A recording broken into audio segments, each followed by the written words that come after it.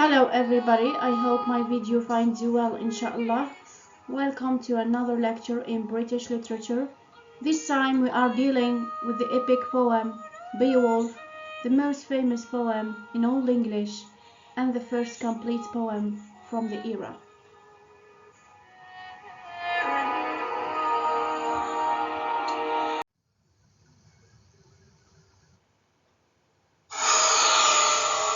They say you have a monster here. They say your lands are cursed. I am Beowulf. I will kill your monster.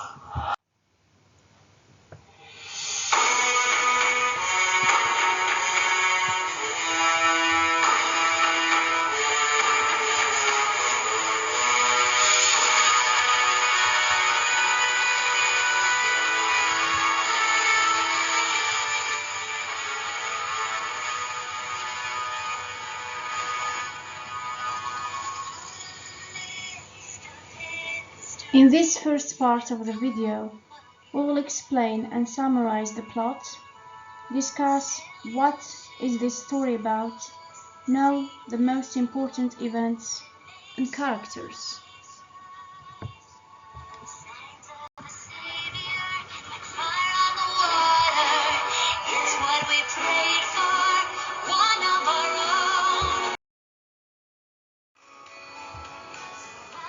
Beowulf is an epic, heroic, elegiac poem of an anonymous scribe and scop.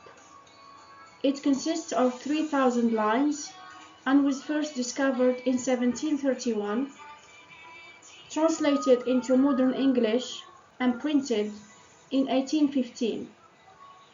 The manuscript dates back to 1010 AD.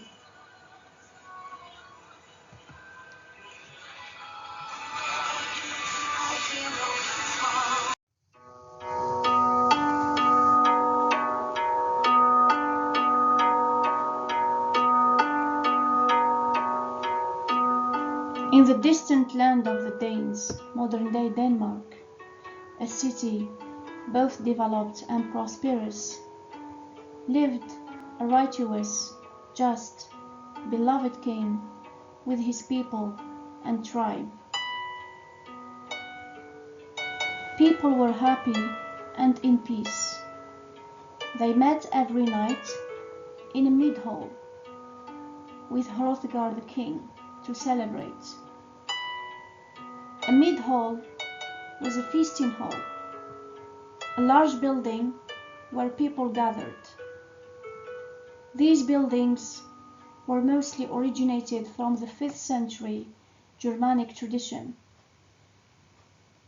It was a residence for kings and lords.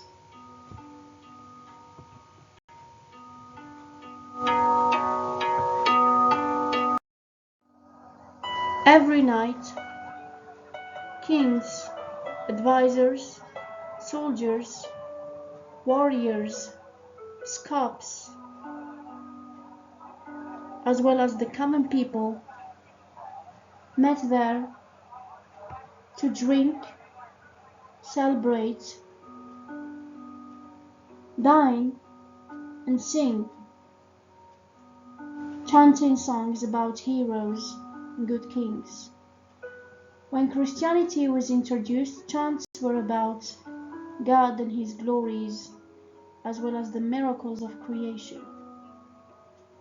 Yet, the merry meetings at the mead-hall were jeopardized, and the peace and happiness was disturbed.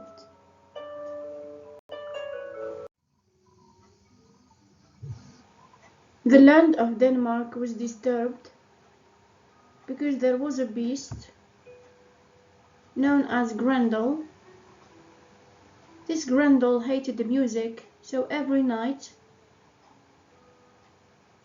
he goes to the mead-hall to kill and devour people.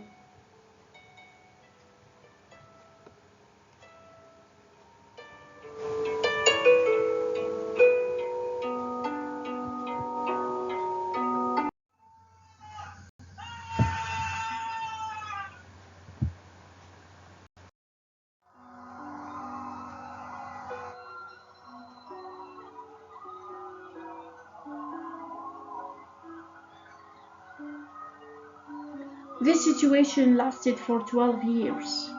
The monster's news and the story about the city spread across the land. The Danish people needed a hero. From afar, a hero by the name of Beowulf came to rescue the king and his subjects.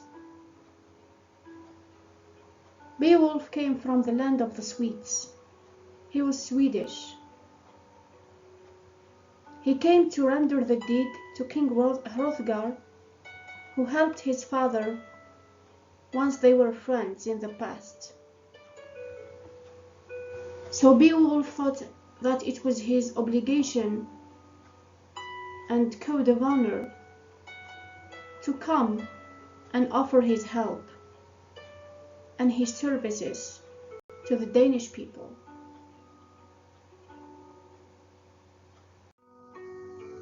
Beowulf's reputation in the land was widespread, but the Danes needed a confirmation that this hero will really save them. Beowulf needed to prove himself mightier and stronger than the demon Grendel.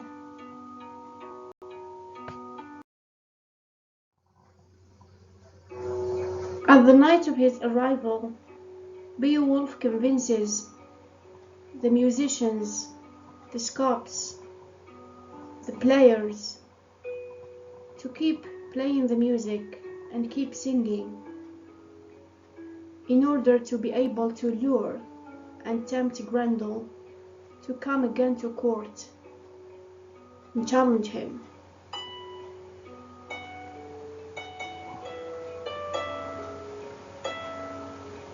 As planned, Grendel's sensitive ears drag him to the mead hall, but unfortunately for him, he wasn't expecting Beowulf to challenge him and fight with him. Beowulf proves strong and he manages to kill Grendel.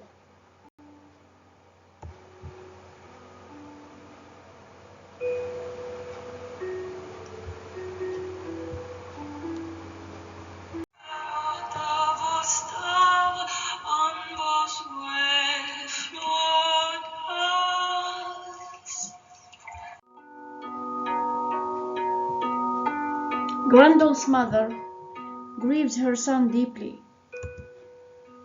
She decides to go to court and kill the king's closest friend and advisor.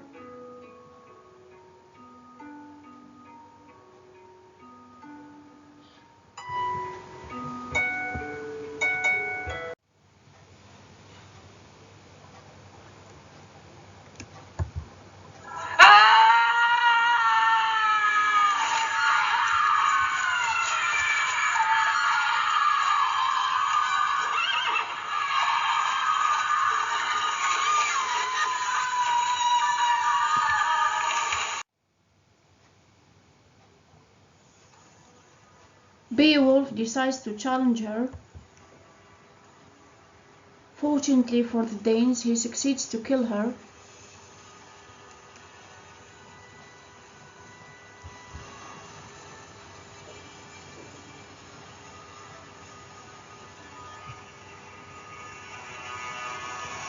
Peace is restored in the land, and Beowulf is viewed as the mightiest hero of his time.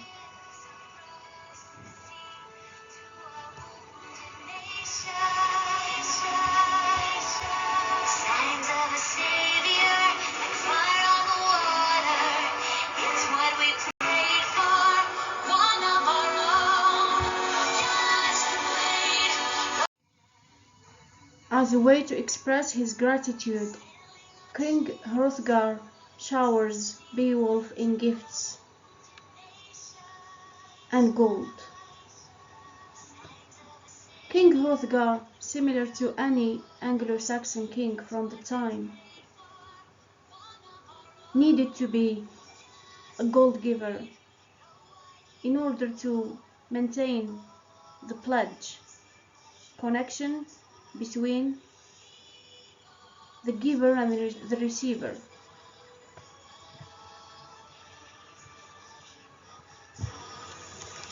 Beowulf accepts the gifts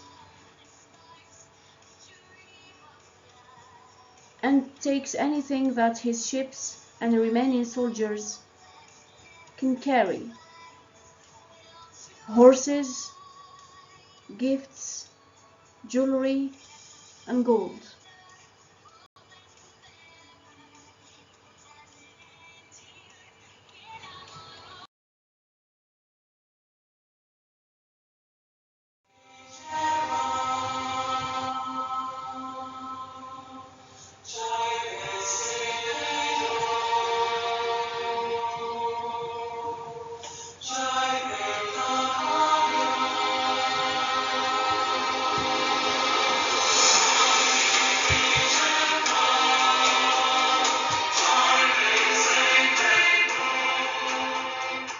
Beowulf returns to Sweden and tells the stories of Grendel and his monster mother to the people, to court, and to his uncle, the king.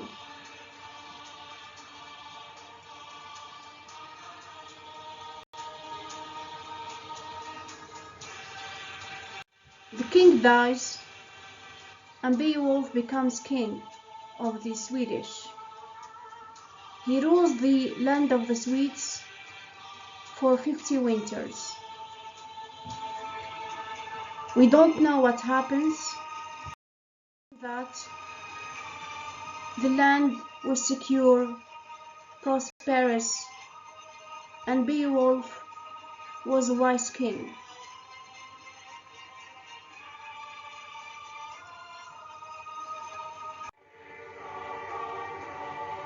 Sweden was prosperous, and the Swedes loved their king. Yet, something unexpected happened that disturbed the peace.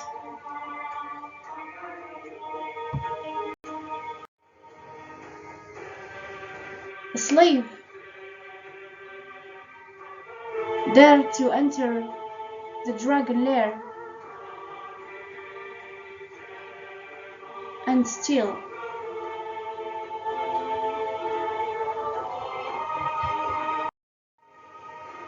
the golden goblet.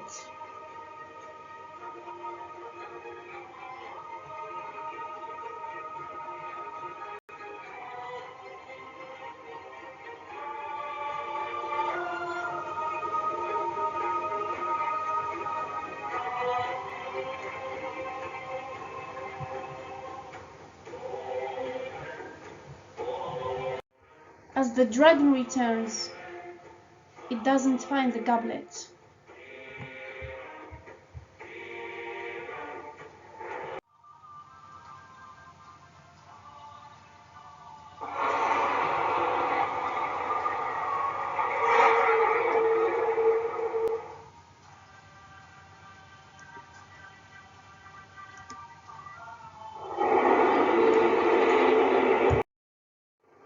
It decides to revenge, so it burns everything in the land.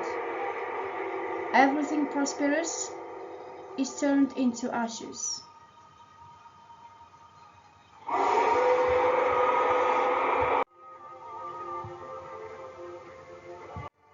Beowulf decides to challenge it, despite his old age.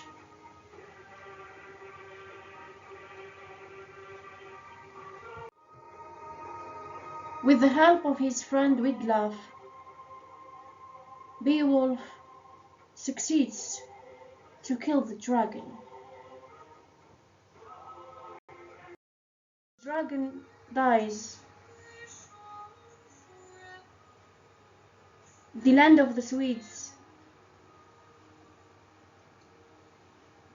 becomes secure again.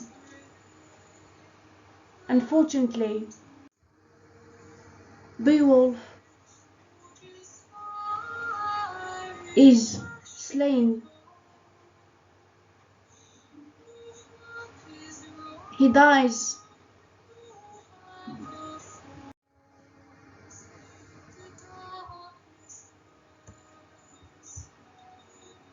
at his funeral. His soldiers and people mourn him deeply, and the news about his death spread across the land.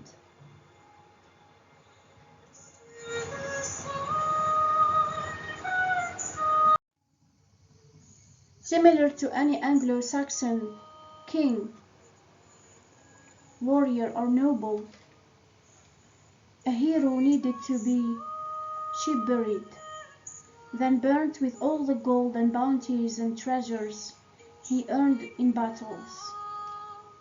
This was a Germanic pagan tradition to honor glorious men. They assumed that the ones buried inside the ship will need all the precious possessings in their journey to the other life.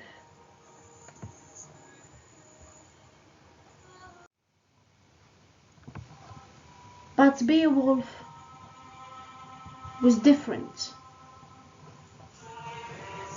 He asked his friend Wiglaf that his remains and all the gold will be on a cliff high above the sea in a barrel, so that he will be visible to all the passing ships and an example for all other warriors to emulate. Beowulf is a hero that never dies. He lives in legends, in stories, and in every one of us as the greatest warrior of all time.